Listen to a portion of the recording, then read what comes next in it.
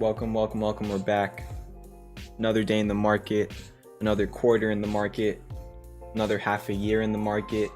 So Q2 ended today. We're going to talk about Bitcoin first while people are hopping into the stream. After Bitcoin, we'll talk about the overall stock market, my thoughts on it. After that, we'll talk about CLOV and Wish. Let me just add Wish to my list right now. And then after we cover CLOV and Wish, we'll talk about the ongoing trades, and then we'll do ticker requests in about half an hour. So yeah, don't drop any tickers in the chat for right now. We're just going to cover a bunch of things. Actually, it shouldn't even take me that long, but we're going to start off with Bitcoin. Relatively flat today, not too much of a movement. Pulled back a little bit earlier in the day. You know, at this point on Bitcoin is kind of right in between that 30k and 40k 30k support and 40k resistance. It still looks good to me. I mean, you still have the classic bullish divergence. The momentum is still very positive on the MACD. On the 4-hour, not much of any divergence right now, but you are making potentially a higher low as long as you can hold above 34k. So you're just looking to continue holding above 34k for right now in Bitcoin. It's really that simple. That's really it. So let's talk about the overall market. All right, make sure to hit that like button, hit that subscribe button. Currently futures are green. S&P futures are up 0.20%, NASDAQ futures are up 0.17%. Moving on to the S&P 500. And again, for the overall market, just another unclear, low volume, slow day. You know, there were a few stocks that put in nice moves, especially in the morning, but like the afternoon was very, very dry. You know, we're just in this area in the market where we're kind of just, like I've been saying, floating. We're just floating higher every single day slightly on the S&P 500. It was barely up today, but still, if we go over to the daily, we closed at all-time highs yet again for the 5th day in a row now. So, you know, all we had to do was get like literally a little bit higher, and we're going to be closing all-time highs anyway. But yeah, you know, Q2 ended today. We're getting into the second half of the year starting tomorrow, new month as well. If we go take a look at the monthly candle on the S&P 500, yet another green month. This is the 5th green month in a row, so pretty much closed this month at all-time highs as well. I don't think there's a 6-month or even a 3. There might be a 3-month. I just need to probably put it in, but whatever. Again, market's kind of floating higher. One thing that we talked about last night was tech looking overbought.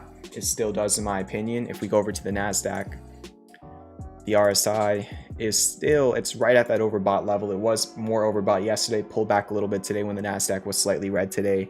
If we go over to the 1-hour chart on the NASDAQ, doesn't look too good. Broke out of a rising wedge. So that's not good. Also, classic bearish divergence we were talking about last night on stream. Still there, negative momentum is still building. Eventually this can easily turn into hidden bullish divergence, but you need that MACD to start waning on the NASDAQ. So tech, in my opinion, still looks a little bit short-term overbought. Obviously, long-term is still very bullish. But we're not really, even with, you know, bearish technicals and everything, we're not really getting enough volume or enough fear to really, for right now, to see big moves to either direction. We're just kind of, at least for most of this week, just kind of floating around. I think the Russell was up quite a bit at one point today, but then it pulled back. Yeah, I mean, it definitely was up higher. So small caps had a good morning. Like if we go over to the maybe the 30-minute, you can see here small caps really did perform decently today. From the open up until about the last hour of the day is when they started pulling back. But other than that, we're just kind of floating higher on lower volume. If we go over to the daily on the SPY, you can see, you know, the higher we go, the lower the volume is currently dropping. Kind of, it's not super clean. Same thing on the QQQ. You can clearly see here that at this high, we have lower volume than we did at our last high on the QQQ. And again, if we go over to the SPY or the SPY, same thing there. So we're at higher levels with lower volume, and on like lower time frames like the 1-hour chart, we're also at higher levels with less positive momentum, which is classic bearish divergence. So still short-term overbought for the market. I think there's a jobs report maybe on Friday. Don't quote me on that, but I believe it is on Friday. Other than that, you know, I believe it's also going to be a 3-day weekend. Monday, I think the market is closed. So, you know, it's a mix of people waiting for jobs reports because there's really not much else right now. We're not really, you know, at earnings yet. We have to wait probably a few more weeks for those earnings results to come out for a lot of companies for Q2. So right now it's really just like jobs report, and then also, you know, Q2 ending, a lot of rebalancing could be going on for big money.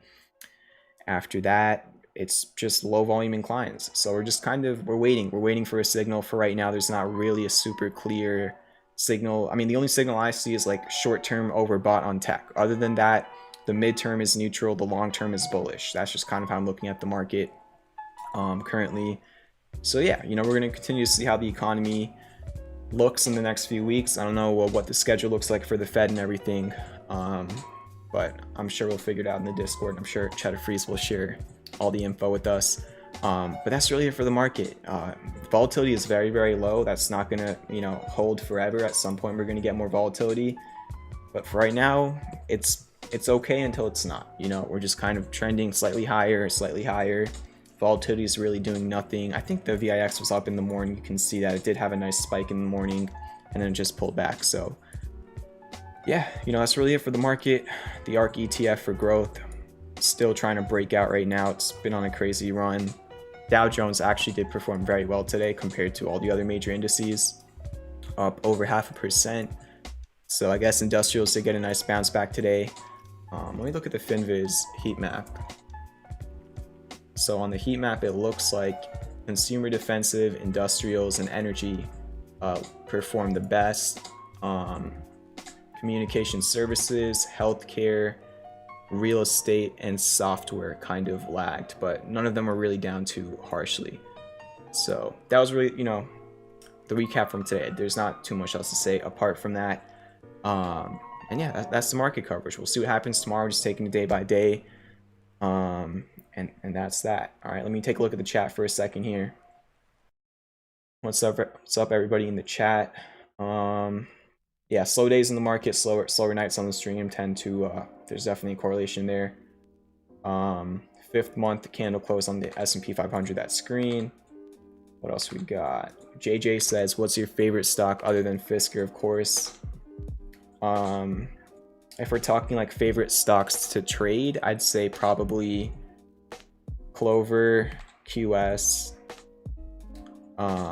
anything else that I like trading a lot. What else do I put out like a lot of trades on and stuff? CCIV is up there. X, I like trading X quite a bit when it looks good. In terms of like fundamentals, I'd probably say like Fisker is still number 1. I just say like big names, you know, Apple is up there obviously. I'm not saying the ticker that starts with an S. Apple, I can't even think right now. I don't know. I'm kind of just off today. Earlier in the Discord and on Twitter, I put out a tweet saying like I messed up like a super simple thing like 4 times in a row. Like I had to put out the same tweet like 3 times. I basically was trying to say that it was the end of Q2, but I kept saying like it's the end of Q3 or something. And then even Cheddar Freeze in the Discord like said the correct wording for, you know, the close today. And I was like, no, you're wrong. And then it was literally me wrong. It's like, I just can't think today for whatever reason. Yeah, QS was my biggest trade ever back in February, dollar wise, bigger than Fisker for sure. Not too far apart from Fisker at the bullish, I literally can't think, at the bullish butterfly. But yeah, also before we get into Clover and Wish, which we're about to right now, we're going to talk about Wish first. Make sure to hit that like button and hit that subscribe button. We actually hit 2 milestones.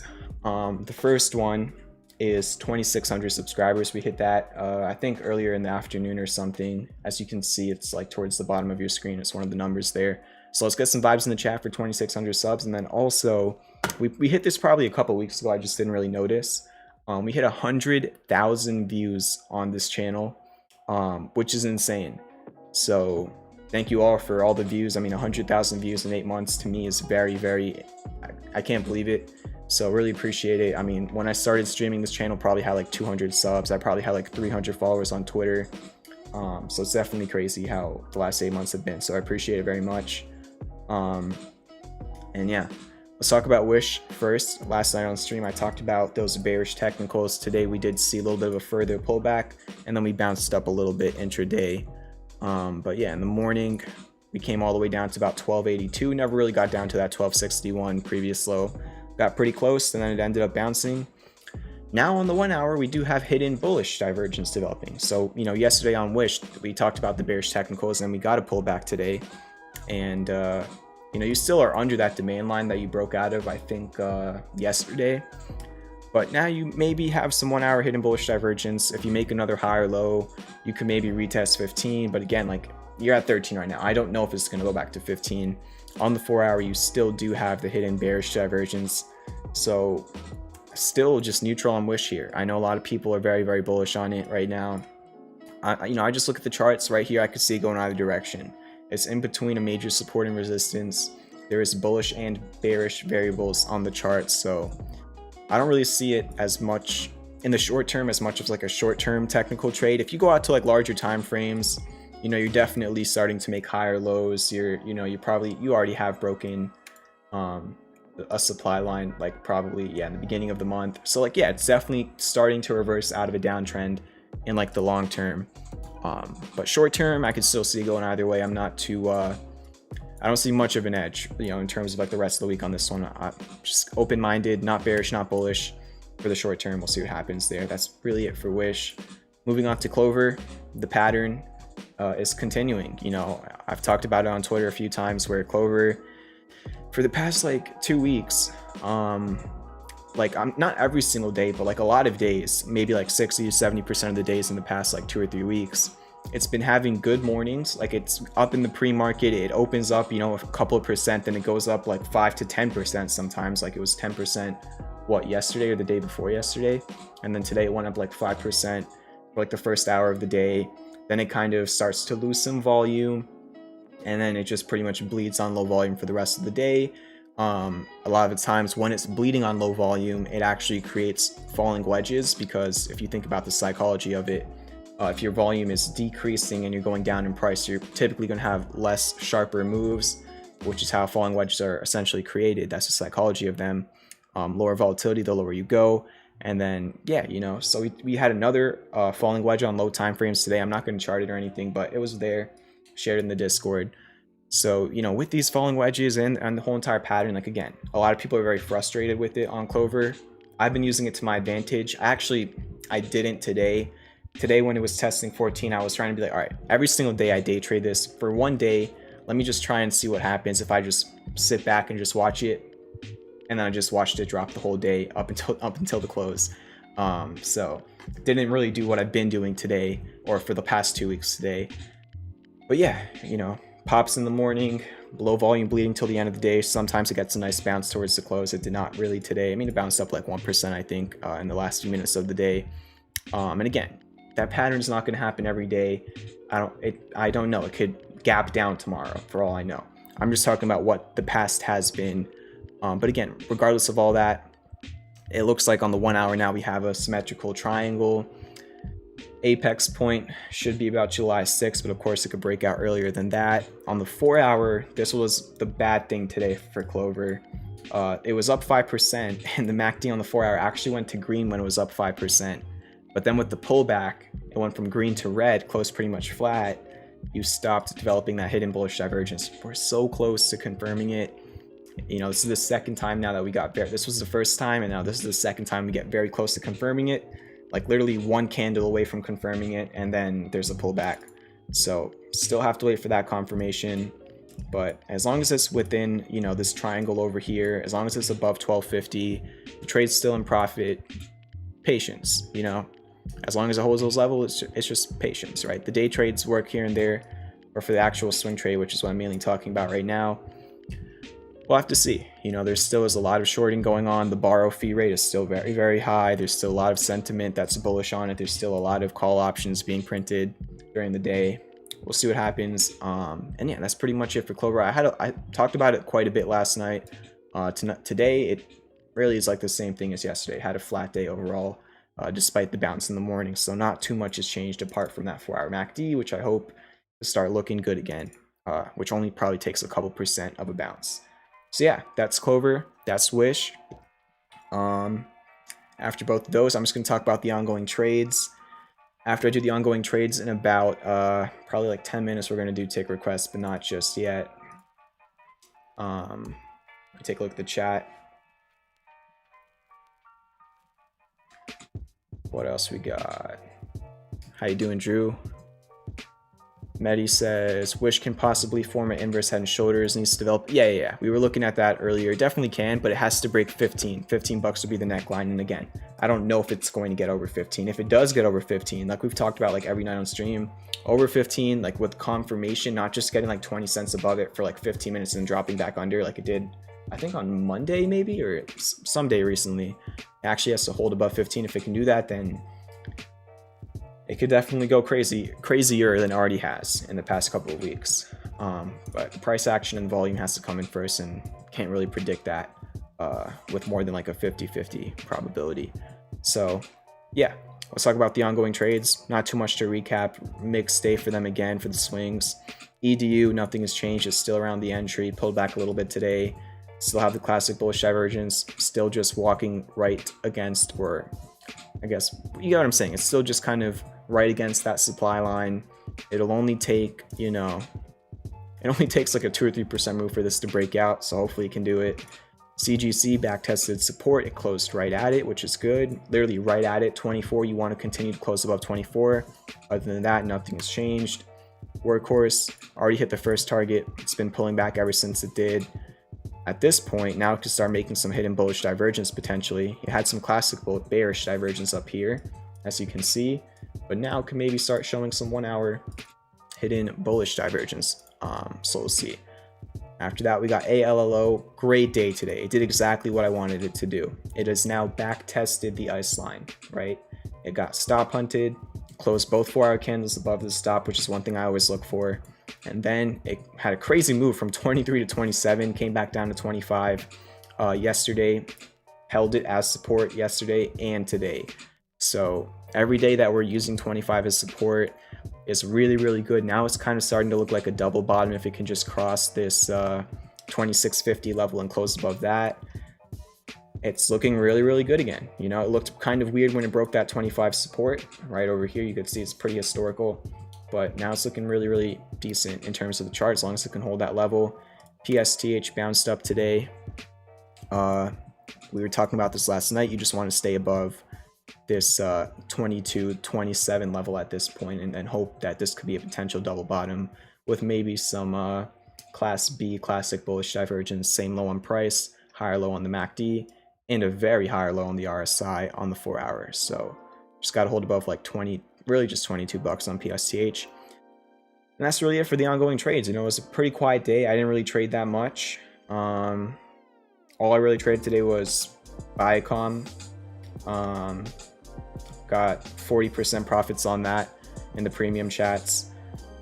We could look at the chart just for like an educational breakdown. So a premium member reminded me that Viacom was filling a gap. And I took a look at the chart, went down to the 15-minute chart. On the 15-minute chart, I saw it was right over here. This is when I kind of took a look at Viacom. I think it was around noon. It was pretty much right in this area right over here. If you see that little box I made, and I saw it was breaking the supply line, confirming hidden bullish divergence, and then also it was over the VWAP. It broke over the VWAP, so gave out an option idea to premium members. And it ended up running 40% by close. That was really it today. I mean, not too much else happened. One of the other premium trades went up a very good amount. Then another one pulled back, and then the other trades were kind of just mixed. So really uneventful day for the most part, aside from this. This was just kind of the highlight of the day for me. That's it. You know, I hate coming on stream and just, you know, there's not much to talk about, but that's just how the market is sometimes, and you got to learn how to deal with that. Cheddar Freeze always talks about, you know, one of the best qualities that not even you should have, but you need to have as a trader is just patience. And the market's going to test your patience a lot, and that's what's been happening really yesterday and today with a lot of these swing trade ideas. Just patience and nothing. So until things happen, you know, you never know how long it could just do nothing for.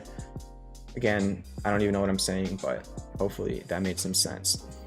And that's it. That probably only took me like 20 minutes. Usually, like yesterday, it took me 40 minutes to break down the day because I spent like 20 minutes on Clover. But that's it for the coverage today. Pretty straight and to the point.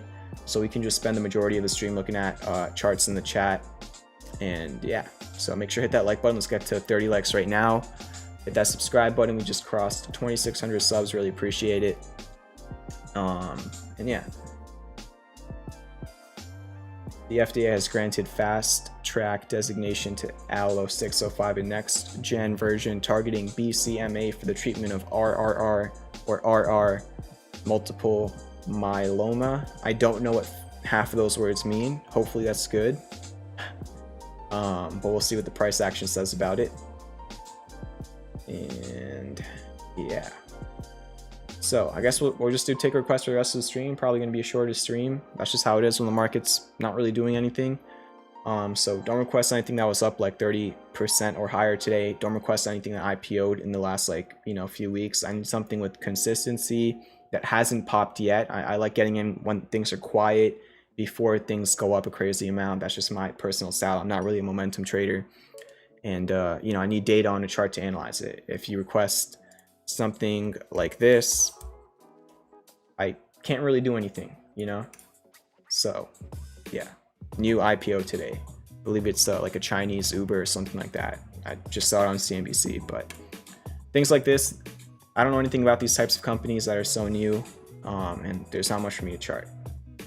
So don't get mad if I skip a ticker because it looks like this or because it has one straight up green candle. There's not much I can do at that point. I need patterns, divergence, supports, harmonics, all those types of things. I was going to say one more thing. Oh yeah, nothing I say is financial advice. All right, so let's get to it. Let's take a look at the charts. Let me start getting some better vibes. I feel like I'm just like so boring today. I'm sorry for that. All right, let's drink some tea. Let's get some good vibes. Let's listen to the music. Let's look at some charts. And let's just have a good time, all right? Let's get some vibes in the chat, and let's get to it.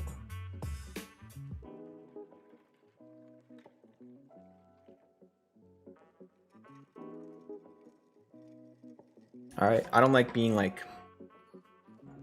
boring, because charting can be repetitive, so I always try and like to just have a good mood and stuff. I'm not even really in a bad mood right now. It's just like very average day, just another day.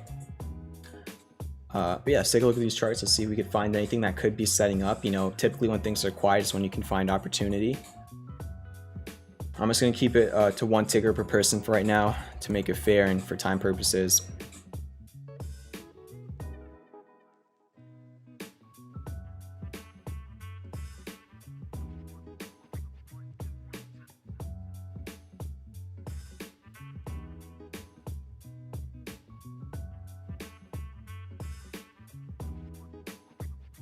I had a pretty good day, freaking cards. How you doing? Same to you.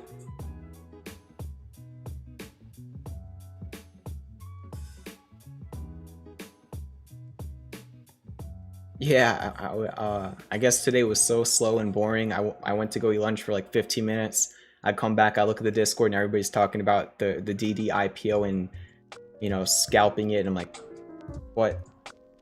Again, I'm never gonna tell anybody else how to trade. You can always trade however you want to trade. I'm not going to criticize you. It's just we don't typically see that in the Discord, and that's not something most of the analysts do either. But again, it's just fun. As long as it's money that you're comfortable risking, do whatever you want. Rocket 1928. You're testing that level. It was a low from January and a low from last September. So you're approaching supports on Rocket. Even if you break that, you still have another support at 19 bucks. Come over to the 4 hour. The 4 hour. There's not much divergence. I think Rocket was looking pretty good over here.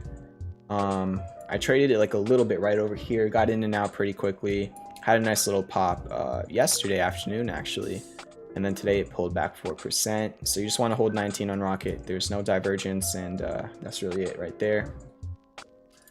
ALL, a lot of hidden bullish divergence on the daily, like that. Probably breaking this supply line right here. Like it's not even that big, just like a little bit of a resistance. Broke that a few days ago. I'd probably say your next resistance is like 134, and then after that you got like 139, that previous high. In terms of support, you actually have a little bit of a like a 4-day support over here. Let me show that. You have like a 4-day support right here at 129. If you break that, then you'd probably want to hold that previous supply line as a demand line, back test it. And yeah, that's that. I don't see much of a pattern other than that. Those are your levels. That's the divergence. Looks like it's all states. Is that the insurance? I don't know.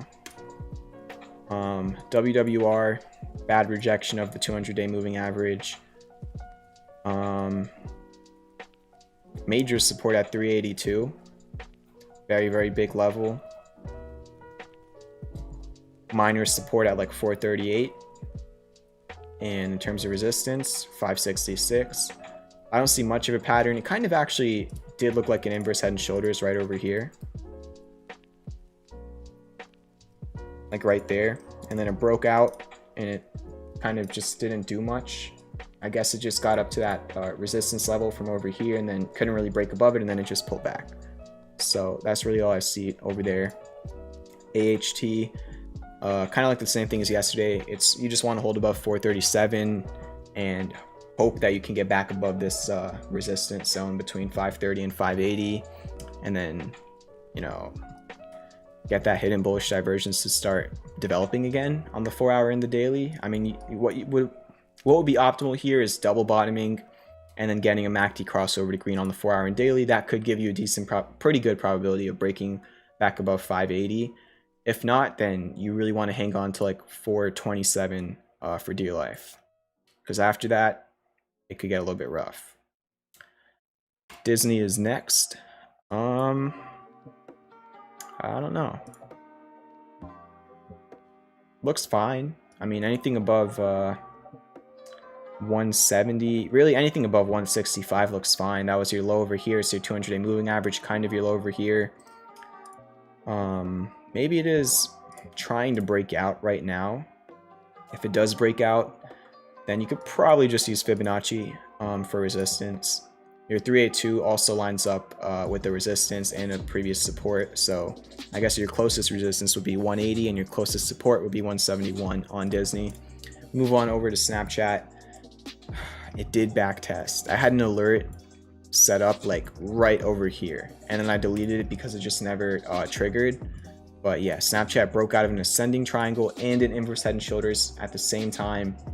I thought it looked really, really good, but I wanted to wait for a back test to enter, so I set an alert like probably like cents under where it came down to. I never knew that it came back down, and look, that's what happens.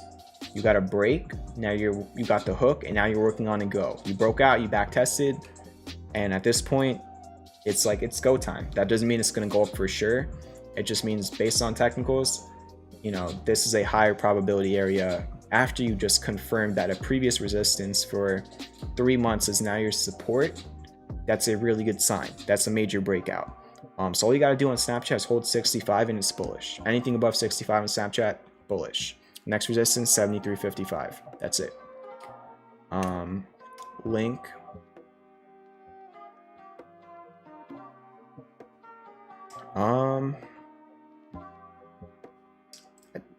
Kind of some classic bullish divergence on the daily. Looks like you made a lower low from here to here. 4-hour.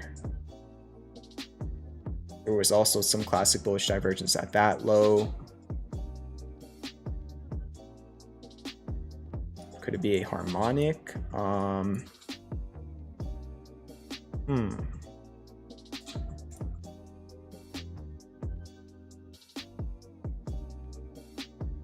Got down to an 886, not really, got down to an 837. I'd say on Link, your support is 15 bucks. Above 15 looks pretty decent here. Definitely a lot better than buying it at $50. I used to have Chainlink at like a few bucks, and I sold it at like 5 or 6 bucks, and it went to 50. So that's pain. And then also probably breaking a supply line right here, down sloping channel, falling wedge. As long as it can hold above 15, I mean, I think the next resistance is like 26. That's your candle high over here, your 200-day moving average, and that's about it. Even like a little bit of a support back from March 16th. So that's Chainlink. Also, you know, just depends on Bitcoin as well. The trade desk broke above the 76 level. That's your support now. 75 to 76 is your support. You want to hold that. If you can hold that, you eventually do have a gap fill to 84.52. Obviously, better areas to enter. And yeah, I think it popped after a split, if I'm not mistaken. So yeah, we'll see what happens. Did it break this? Kind of did. Even if you chart like this, it didn't break. But if you great. If you chart it like this, then it did break resistance. I don't know. It's all about 75 holding. Or 74.42. AEI, it flipped a previous kind of support or just previous, you know, swing low area into a resistance, which is not good. I don't like this under 633. If it gets above 633, then we're talking. But under 633, there's not much that I see here. I don't see a pattern. I don't see divergence. It needs to get back above 633. That's really it. KLR. Look how it's bouncing off the 200-day moving average. That's pretty nice.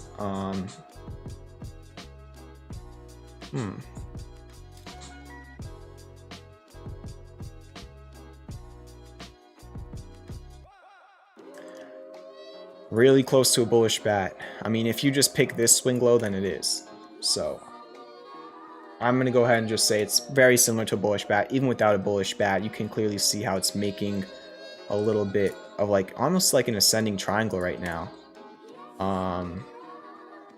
This looks pretty good to me. This is probably the best chart I've seen tonight. KLR. Wow. There was even classic bullish divergence down at that 886 kind of. It's not a perfect PCZ because again, you could use that swing low or this one, but it made a deep retrace. It's starting to develop an ascending triangle kind of. There was classic bullish divergence right when it bounced at the 200-day moving average. I'm sure that was around May 14th. It was May 11th when a lot of growth stocks bottomed and tech stocks. Oh my gosh. And it's above. Look at this. Look at that level. You know, 11 to 10 bucks. That used to be your resistance. It flipped into your support. One of the cleanest charts that I've seen tonight. I wish there was like closer divergence, but again, it's still, you don't need that.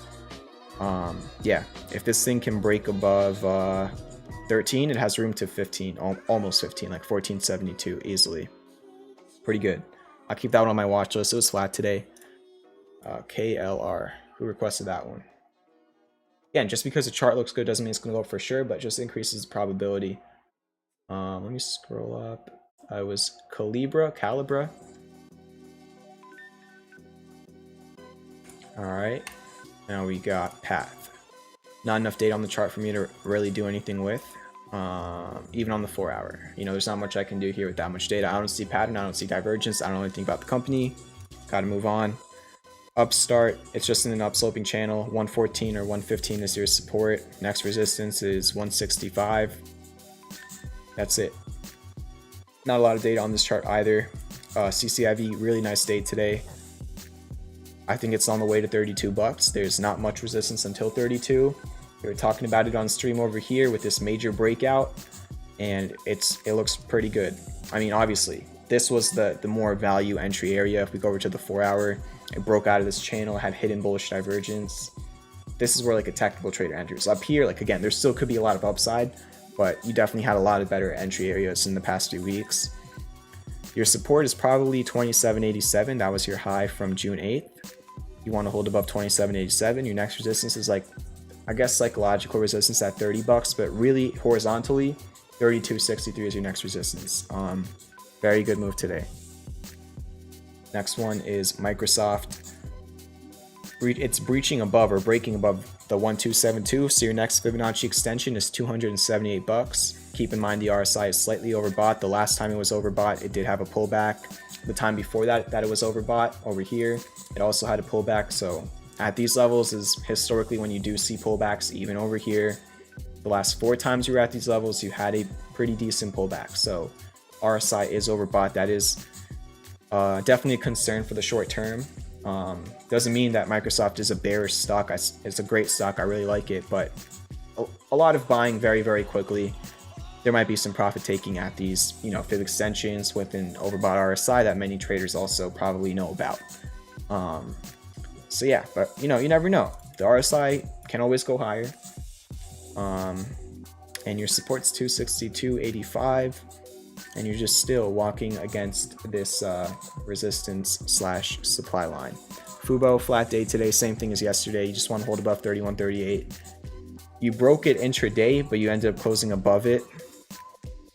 That classic bearish divergence on the 4 hours just playing out. So you just want to hold on to 31.38. Otherwise, 27.24 is your next support. And your resistance is 35. It's just really levels at this point, you know. Might have also, nope, it's actually still in this kind of ascending broadening wedge. So it hasn't really broken out. It didn't break support yet or the demand line, so it's still okay for right now. You just want to hold above 31, which is not a lot of room to wiggle around in, but you never know. That's really it. All right, so I think I left off with FUBO. So what else we got here? Keep hitting that like button. Thank you for the 31 likes. Appreciate that. I'm so bad with pronouncing names. I say every single time I need to read a name, I just can't. But thank you very much. I think Mustafa says, "Hey man, you've been great for what you do. I'm learning so much from you. Thank you very much. Appreciate it. And glad to hear that."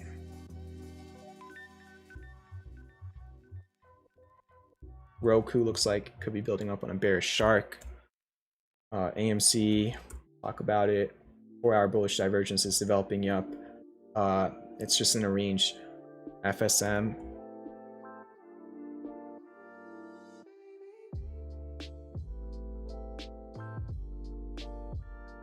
Micron tanked after hours earnings. Do you like to start with the new chart by zooming all the way out first? Yeah, I always like to zoom out, go on the daily and zoom out when I'm looking at a chart. Like if I'm looking at a chart as like a swing trade, obviously if it's like a day trade, I'm going to zoom in. But if it's like a swing trade, you know, which is how I look at most charts in the eyes of a swing trader, because that's what I am, I always want to zoom out and get the context on the higher time frames. We'll look at ROKU. Oh wait, we already have it on the watch list from Cheddar Freeze. SOFI, Tesla, Palantir, IDEX. I don't think there's much I can do with that chart, but we'll take a look. Got the lucky hat on. Yeah, I got the FTM hat on right now.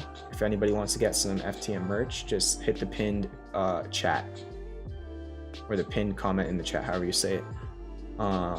I definitely want to do a merch revamp soon for sure. I think it's been long enough.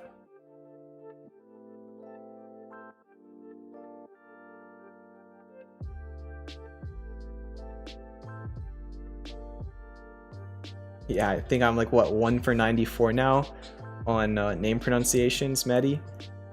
But maybe I pronounced that wrong, so maybe I'm not. Tattooed Chef. It looked amazing, amazing, amazing down over here. Bullish bat at a nice line. It looked so good, and it ran. It even put in a higher low double bottom. Like, that's exactly what you look for. You know, things I've learned from Mitch Ray, and also, you know, Scott Carney, not Connie. Scott Carney, you know, with looking at all these harmonic patterns, looked really good down here. Had a crazy move at this point. It could continue. You still are over the 200-day moving average. You do have hidden bullish divergence developing on the daily, and you have confirmed hidden bullish divergence on the 4-hour. So as long as you can hold above the 200-day moving average, it still looks good. It still has more room to the upside. You got resistance at 24 and then about like 26-ish. Like this whole entire, not even really 26, like this whole entire like zone is like resistance, you know, from up here and from up here. So yeah, just got to continue to hold above the 200-day moving average. It was up 2% today. HYLN 1111 is your support. You just want to hold above that. I don't see much divergence on the daily or on the 4-hour. And in terms of a pattern,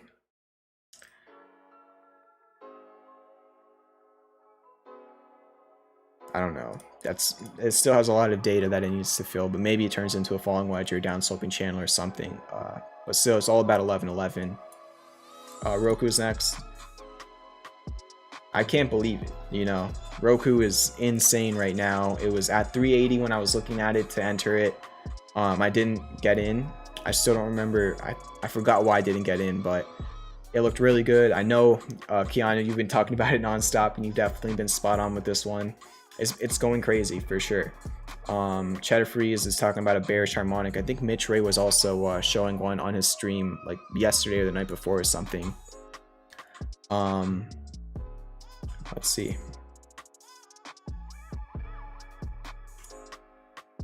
So yeah, I mean, let me use the cipher tool for the shark, because this looks pretty close. Yeah,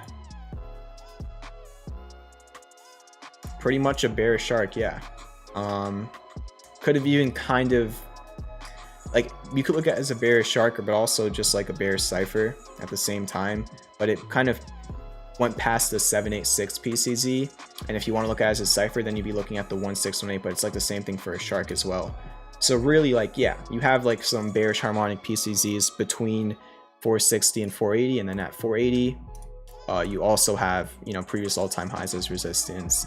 The RSI on the 4 hour is certainly the most overbought that it's ever, no, that it's been since 2019. Not ever, that data just took a while to show up, but the last time, you know, all the last times that the RSI was around this level, the price reversed. You know, over here, over here, over here, I can tell you for a fact, when the RSI was around these levels, not right away, but soon enough, the price did reverse. So definitely overbought, but again, we'll see what happens, you know. Just like in general, you know, anywhere between now and 480 is resistance. If it somehow breaks above 480, then who knows, you know. And there was the news about Apple putting like a Roku button or something on like the Apple TV Plus remote or whatever it was. Let's go. There we go, the audio worked. Skip T. Lou with the $15 donation.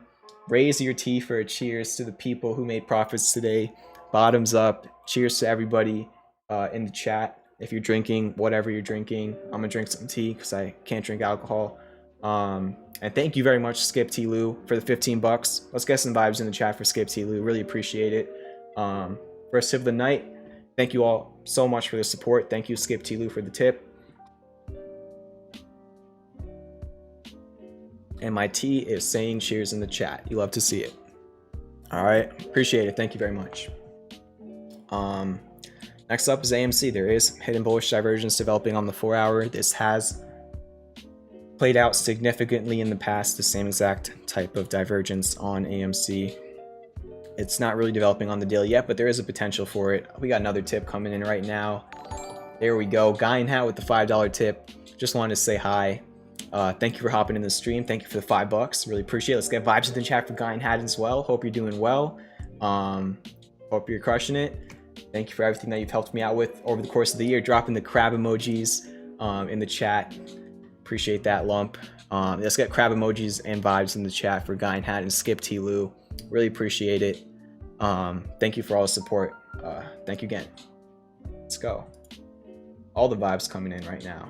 We got vibes from the Lump, Cheddar Freeze, Medi, Scrooge, Drew Moore. We got crabs coming in as well. Friggin' cards. Awesome. Christian as well.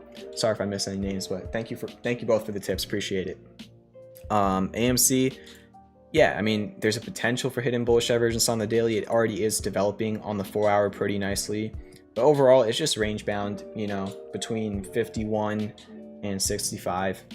You know, within this range, I'm not touching AMC because I could see going either way. You know, on one hand, the momentum behind the stock is like none other, pretty much, to be fair, over the course of this year.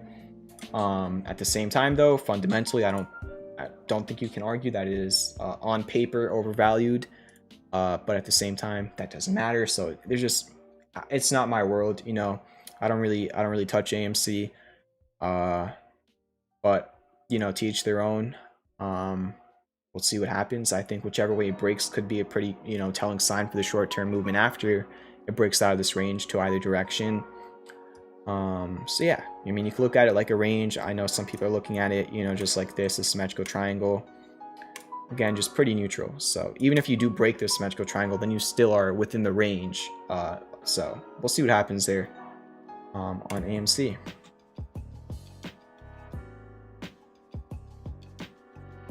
FSM, classic bullish divergence developing on the daily. And the 4-hour is actually confirmed. That's a good start. Let's see what else we could find here. Let me delete that.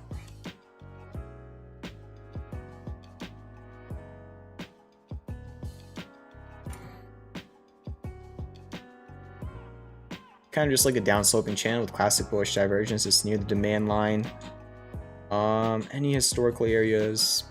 It looks like 525 is the big one from this resistance, and then over here was resistance. Yeah, got pretty close. It didn't actually touch 525. Came down to like 533. So as long as you can hold above 525, and if this hidden or if this classic bullish divergence can confirm on the daily, you're also, well, you were just oversold on the daily as well. This could be a reversal area, like this general area. But even if you do reverse here, you got resistance right above you at 584 because it was your previous support over here, as you can see. So really what you want to do is hold above 525, eventually break above 584, and then you have a gap fill to 630. You have the 200-day moving average at 7. Those could be targets. You could use Fibonacci. You could use other horizontal resistances. Yeah, it's FSM. We'll see what happens there. Pretty interesting. SOFI up like 1% today. On Monday, I got into calls on SOFI, like down over here. Then on Tuesday morning, right at the open, I took profits on my calls, made like 100% overnight. They were weekly calls, pretty small position, but doubled my position. Then I got out of them. Then I got back in my calls yesterday afternoon. And then today, again, I got out of my calls. Today, I didn't make that much profit compared to what I made yesterday morning. But I'm probably not, I don't have calls for tomorrow on SOFI. So, you know, it was heating up on Reddit and social media after the lockup expiration, filled a gap. It's just in a kind of choppy area. The big resistance is 1980. If you can break above 1980, then it has room back up to like 21 bucks, like almost 21, like 2076-ish from this low, this low, this low, kind of this high. So yeah, you want to hold above 19 and then break above 20, and you can see 21. Like, you know, just think of it in dollar figures, but you know, on higher time frames, it's relatively, you do have hidden bullish divergence developing on the 4-hour. Other than that, there's not much of a pattern. However, now hidden bullish divergence is developing on the daily MACD. So the oscillators are starting to look pretty decent. Still need some work. You just gotta hope that you can continue to hold above 19. Otherwise, your next would be like 1768, I guess. And yeah, SOFI. A lot of crabs in the chat for Guy in Hat. Community is awesome for sure. FSM is on my watch list, says Guy in Hat. Thought it broke down out of the channel though. Depending on how you chart it, maybe for sure. I mean, just definitely, that's the thing with the trend lines. There's always room for interpretation on them, which is why I always prefer, you know, horizontal levels, because it's definitely easier to confirm a horizontal level than like a trend line in terms of breakouts. Tesla is still within this little symmetrical triangle. Whichever way it breaks will probably be telling. A lot of people are obviously watching this. I think it looks the best on the 1-hour chart like that. We'll see what happens. That's really all you can do. You know, it gapped up and it's been pretty quiet for what, 4 days now. It's been pretty quiet. So whichever way, you know, it wants to break to, if it breaks to the upside, you could target 715. Breaks to the downside, your next support would be the gap fill at 657. Other than that, that's it for Tesla. Palantir, premium trade, hit the second target, pulling back a little bit. Classic bearish divergence on the 4-hour. Support is 2420. I think the lump has been talking about some, you know, white coffee and structure over here. Definitely could be the case. Regardless of that, it's already made a very nice move from 17 to 27 in about a month and a half. Support's 2420, resistance is 2955. It's in the middle of them. I can see going either way. Yeah, that's really it at this point. How you doing, Michael Lauderhost? Can we all welcome Michael into the chat? First time in the stream. Let's get some vibes in the chat from Michael. I always want to welcome, newer stream watchers, because we got an amazing community here. So everybody here watched the stream for a first time, and yeah, got another new person in the chat. Appreciate it, Michael. Hope you're doing well. Welcome to the stream. IDEX, it's actually at 284, right at the important level. Did it go above or below it after hours? It was actually above it a little bit. It went up to 287 after hours, up 1%. You just want to hold 284. You have not closed a daily candle under 284 since May. So all of June, you closed your daily candles above 284. You definitely want to continue to do that, okay? Otherwise, you have your 200-day moving average at 249, and that's like your closest support. If you can hold 284, which again, I have no clue if it will. I don't see much of any divergence, and this is not really a clean rounding bottom by any means with all the choppiness in it. Your next major resistance would be like 342 historically. Where was it from? Back over here in 2017, back over here in 2018, even recently over here and over here. 342 is your next resistance, so it's kind of it's definitely much closer to support, but again, that means you really hope that it can bounce soon. Did I miss a lot of stuff in the chat? I hope not. I don't think so. All right. DraftKings, just using the 200-day moving average as resistance. It came down to this 41 level. I actually got calls down there. Took profits in a few days. Definitely would have made a lot if I held them for a few weeks instead of a few days. Then it ended up having like a short reporter. It had like a short report from Hindenburg. It gapped down. People bought the dip. It's been moving back up. It's just kind of being quiet right now. Right under the 200-day moving average. If it breaks that, it has room to retest these highs at 56 bucks. If it can't break that, kind of you have a support down at like 47.26. Actually was the low back from September 24th of last year. Was a candle high, candle low, 3-day support or 4-day support. Those are your levels on DraftKings. I don't see much divergence, but this could be the higher low after the harmonic, because it never really hit any harmonic targets, so maybe that could be the case as well over there. Deer, classic bullish divergence is already playing out on the 4-hour. That's it broke out of a supply line, and now it's currently at the 382 retrace. All the other fib nodes could be resistances. In terms of support, that's a little bit unclear to me. Yeah, I don't even really know where to look for support here. I guess maybe a little bit at 346. It hasn't closed under that in the past 5 days, so you should probably want to continue to close above 346. That's a DE. We did look at CCIV earlier. It'll be in the timestamps. I can't really do anything on VERB. Not my type of trade after the move. Before the move, was there anything? Yeah, it looks like I already charted this.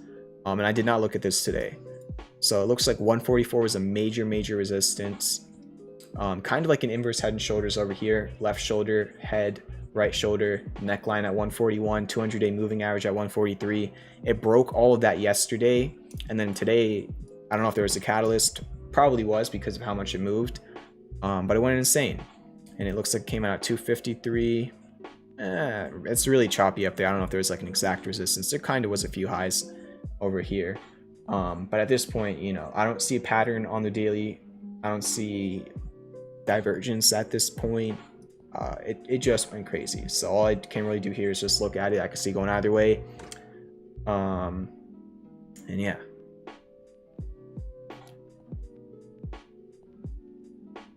AGL, not a lot of data on the chart, but there is hidden bullish divergence on the 4-hour, MACD, and RSI. Kind of like a bull flag as well. So with the little amount of data on this chart, it's not too bad. Yeah, it's breaking out like a little bit of a bull flag with hidden bullish divergence. 4-hour looks pretty nice. It's really, as long as you can continue to hold above 39, which you can see was your high on this candle, then it flipped into your support over here. As long as you can hold above 39, I mean, I guess your next resistance is previous all-time highs at 44.69-ish. All right, that's AGL. Pretty simple there. All right, so the last one was AGL. Where was that? Oh, okay. Oh, you're looking at it as a wedge. AGL testing the supply line of a wedge. I'm not exactly sure. Maybe you're charting it like this, kind of like a descending broadening wedge. That, you know, same thing. I mean, not same thing, but similar type of structure. But actually, the difference here would be that it didn't break out yet. So yeah, if you chart it wick to wick, then it hasn't broken out yet. And you need to get above like probably like 41 bucks to break out. If you just started with candle bodies, then it did. I think, you know, again, that's the thing with trend lines, like they're so subjective. But I think the clear area, again, you know, which is why I always prefer horizontal, 39, you know, previous high and then flipped into support. So it does look pretty decent above that, yeah. So let me scroll back up to that. All right.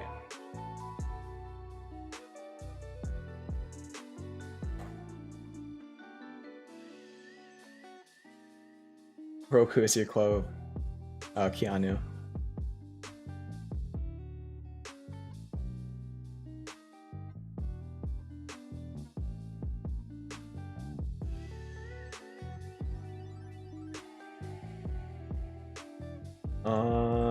All right, what else we got? Bitcoin back above 35K. Take a look in a second here.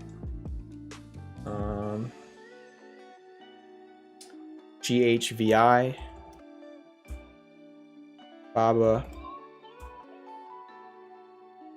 EB, ITRM. We did do the QQQ earlier in the stream.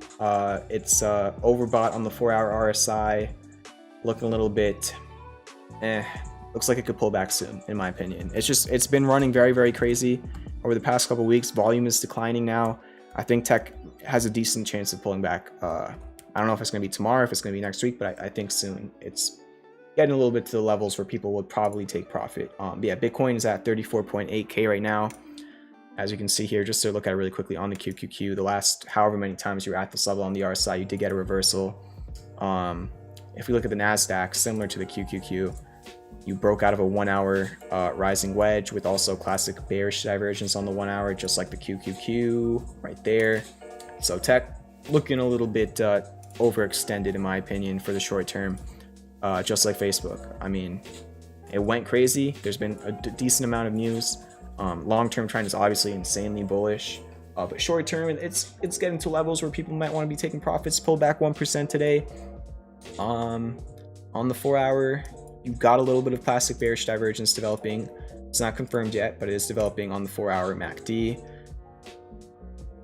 Probably would chart as something like this, where this previous supply line, you're back under it. So it's like you kind of tried to break to the upside of like a rising wedge, but now you're kind of getting back within that pattern on Facebook. In terms of support, probably around like 337, this little resistance area for a couple weeks towards the beginning of this month. Yeah, 337, I can see it pulling back to there just to test it. If it doesn't and it wants to keep going, then you could probably use Fibonacci extensions, previous swing high to low. Kind of got up to the 1618 golden ratio, reversed there. If it wants to keep going, 2618 is all the way at 386. But that would truly amaze me if it gets there in the short term. Long term, I mean, that's what it does. It just goes up for right now. But short term, I don't know. Space, there's not much, you know, that could be done here. There was a premium alert on Space down at 17 bucks. I had no clue that it was going to go up to, you know, 60 bucks. I just had a typical target. It was like the 200-day moving average and like a little bit of a previous resistance level from this high and this low. That was the target. It was a 55% gain in like a week. It was a great trade. It was just a trade. And then it just kept going. It consolidated for a little bit. And then they had a catalyst a few days ago. Went crazy. And profit taking. That's really it. It's just profit taking right now. I could see it going either way. I don't see much of like an edge on Space right now. It's just kind of, you know, up there. Maybe the hype continues. Maybe the profit taking continues.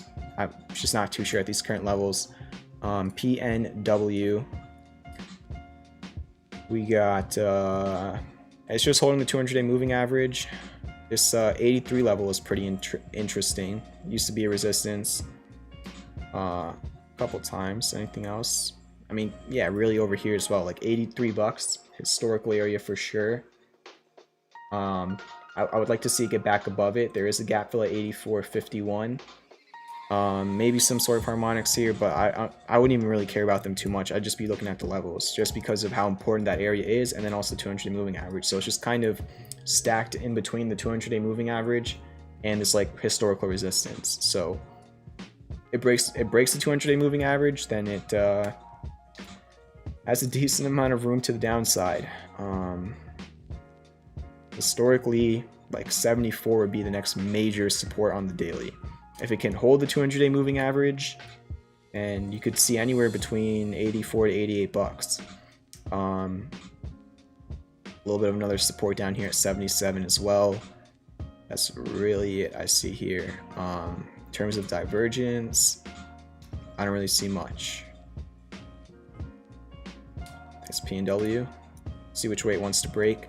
GHVI, kind of like an ascending broadening wedge. Not a lot of data on this chart. It held above 14. Had a big pop today. I don't know if there was a catalyst or anything, but it was holding that demand line and it popped. You know, went up 13%. Still, I don't look at it really as like a technical trade. I guess it'd just be more fundamental, just with the amount of data on the chart. But nice pop today. It's still in between 14 and 1780, so still within the range, right in between them. I can see this one going either way. Highest volume today that you've seen since March 5th, when the S&P was at the bottom of this ascending broadening wedge. That's GHVI. All right, we'll do AUTL and then TEL. Those will be the final two tickers of the night. All right, Facebook partnership. That's crazy. What does GHVI even do? Coors Holding, a global investment firm founded in 1987. Wait, no, what is that? Wait, what? Oh, spatial data company leading the digital transformation of the built world. I'll have to look into that later probably, but yeah, nice pop today. BABA, it looks good. Anything above 211 on BABA is bullish to me. I've been watching BABA for like a month now. It looks good. It double bottomed at a very important historical area. It used to be a support and a resistance. There was classic bullish divergence on the first bottom. I think BABA has room to at least 240 to 250. You know, resistance at 240, 200-day moving average at 250. It looks good in my opinion. Obviously better areas to enter previously in the last couple of weeks. But long term, I do think this is definitely a much better value area for BABA than up at those levels, obviously in hindsight. But seriously, if it can hold 211, I think it looks pretty good. EB, triple classic bullish divergence. Wow. Was this guy in hat that requested this? This is definitely his type of chart. Yeah, the wedges with the classic bullish divergence. You've sent a lot of charts that have looked like that. A lot of them have done very, very well. I don't know what you put in your scanner, or if you used to say that you would just type in random tickers on TradingView to find a lot of stuff like this, which is crazy. That would take me forever. But you've found yet another one. Anything above the 200-day moving average and this demand line looks pretty bullish to me. Yeah, it looks pretty good. As long as it can hold above this area right over here. Just got to hold that area. Eventually, if you can break out, you could just use Fibonacci to target. 50% retraces the textbook way to target a falling wedge. Hopefully it gets there if the divergence and the falling wedge do play out. So yeah, EB. ITRM, it's been going crazy lately after that crazy stop hunt. It broke above the 212 resistance, so now 212 is your support, and $3 is your next major resistance. Will it get there? I don't know. Not really my type of trade. Pretty volatile therapeutic company. I don't trade too many therapeutics personally, just because of how easily news can affect the price. But yeah, nice move. You just want to hold above 212 there. We already looked at Tesla earlier. It'll be in the timestamps. It's just in like a symmetrical triangle right now. DOCU sign. Look at this. Look at this pattern. Like, really? Right angled ascending, right angled ascending broadening formation slash wedge, but it's really big at this point. Major pattern. Other than that, I'm not too sure. It's definitely been running like crazy ever since the beginning of May. I guess your closest support is like 261. That was a resistance over here and like a 1-day candle high over here. I might have just said resistance. I mean support. Your support is 261. Your next resistance is like 289 from whatever that high was. Looks like it was around earnings. That's really it for DOCU at this point. But that's such a beautiful structure. Like really, that looks so nice. Not like bullish or bearish, but like just like the chart. It just looks so clean. I don't know. AUTL, it got down to the PCZ of like a bullish bat. Got a little bit, actually it went down to like the exact PCZ eventually. Oh my gosh, 886 like to the cent. That is literally perfect. Wow. And it reversed there. It came up to the next resistance at $8, pulled back at $8. At this point, 4-hour hidden bullish divergence is developing. All you want to do at this point on AUTL is make a higher low than 470. And again, you have a 577 support, you have 512 support, you even have 611 or like $6 support. So you do have quite a few supports under you. Long term, the chart looks pretty good. Short term, we'll see what happens. It's currently on its 3rd red week in a row, and I don't really see any divergence on the daily. Hopefully it can start developing, but obviously this was like a better entry area. So we'll see what happens there.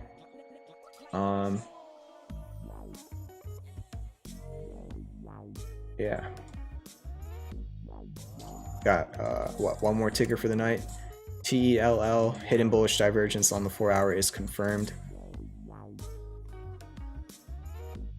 Kind of also on the daily, if you want to separate these islands because of this 1 wick, it is on the daily. If you don't want to, well, you still have it on the 4-hour, even if it's not super textbook on the daily, which again, technically it is textbook, but a lot of times I do ignore like those 1 little wicks, to be fair.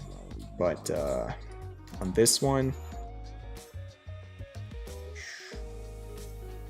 384 to 414, look at that. All right, so this 384 level, okay, right over here, this line, we come back all the way and zoom in, okay, all the way over here. 2015 it was resistance, okay. Let's move back to the right. 2015 was resistance. This month it was support. That's historical support resistance right there. Bounced right at it. All you want to do is hold above this little 384 to 414 range. Then if your hidden bullish divergence plays out, you could see 572 again.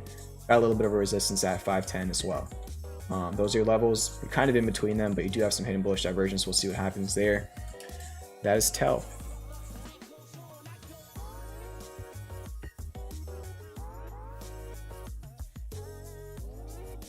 You use FinViz filters now? Yeah, FinViz is great. We did look at Tesla. It'll be in the timestamps. Again, you know, whenever I say, you know, we've already looked at a ticker, after every single stream, shout out to Mehdi.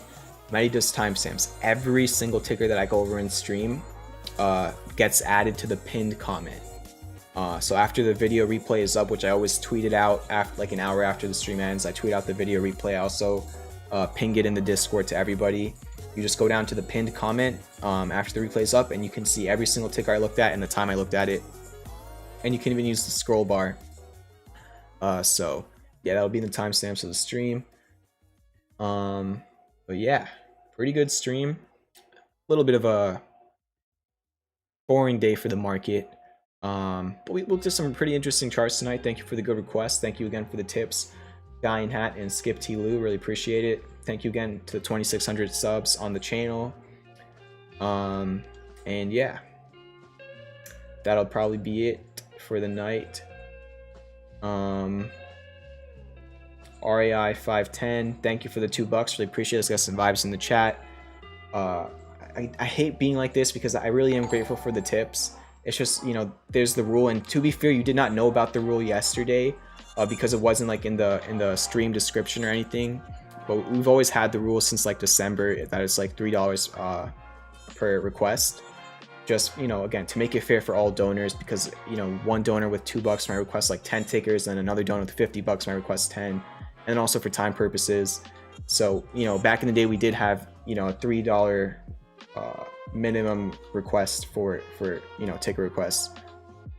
Again, it's $1 off. I don't really care about the dollar. I just want to make it fair for everybody. So I hate being like that. I will look at it, but, you know, just again, please, and again, you can just request a ticker for free, because most of the ticker requests are free. So like for the whole entire stream, I'm doing free ticker requests. It's just like if you want like an immediate ticker request, like the second you send me the tip, I look at it, then it's the $3, and there comes in the extra $1. I'll take a look at it right now. I was gonna look at it regardless because I don't know if you knew that, but I did add it to the description of the stream yesterday after the stream, just in case, again, if newer people drop into the stream and they don't know, because you can't blame somebody for not knowing if they didn't watch the stream 5 months ago when it was real. So it's definitely not your fault. I should have definitely had it in the description. That's on me. But thank you for the 3 vibes in the chat. Thank you for being understanding, because I'm sure a lot of other people would get mad at me for trying to, you know, say that. So I appreciate you. Thank you for being understanding. We're gonna take a look at Intel right now. Vibes in the chat for RAI 510, and appreciate the tips last night as well. Intel closed right at that $56 level. I was watching on CNBC today. There was some sort of, did they delay like a chip production or something? That might have been old news as well, but they were talking about that earlier today and how Intel has been underperforming, you know, AMD, Nvidia, all those other, you know, semis that are just crushing it. But Intel, I still like this chart above the 200-day moving average. It's right at $56. That's a very historical level from over here, kind of over here, not really on the exact high, but on a couple little highs over here. But anything above 56 on Intel does look good to me. The thing is, it just keeps on going above and below it, you know? It's not really regarding it. So I guess you just want to continue to hold above the 200-day moving average, as you can see over here. I hate when the playlist ends and just plays stupid songs. But yeah, you just want to hold 56. In terms of a pattern, I'm not too sure. Let me delete this. Maybe it's not super clean. This is a little bit stretching it, but you did make a higher low.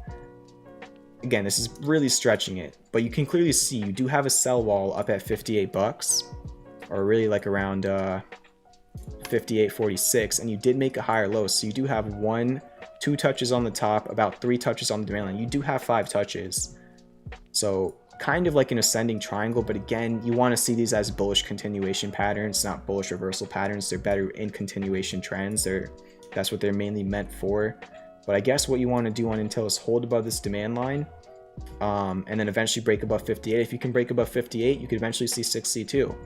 But yeah, Intel, I think it's fundamentally, I'm not too caught up with everything going on with Intel. But I think the chart has a lot of potential with a low risk, right? The risk is literally this. You want to hold above 55. That was your low from earlier this month. It's your 200-day moving average, your demand line.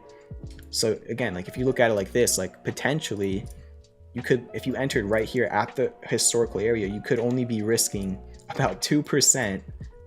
If you target this 59 resistance, that's a 2 reward to risk. If you target the gap fill, that's a 5 reward to risk. So the reward to risk on Intel at this level is good. Even if it fails, you're risking very little to enter here and place a stop loss than you would be, you know, somewhere up over here.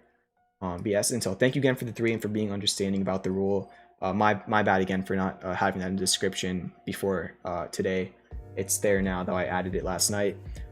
Appreciate all the tips tonight. Thank you for all those new subscribers and all the likes. We need 2 more likes to hit 40 likes. If you're not in the Discord, okay, join the Discord.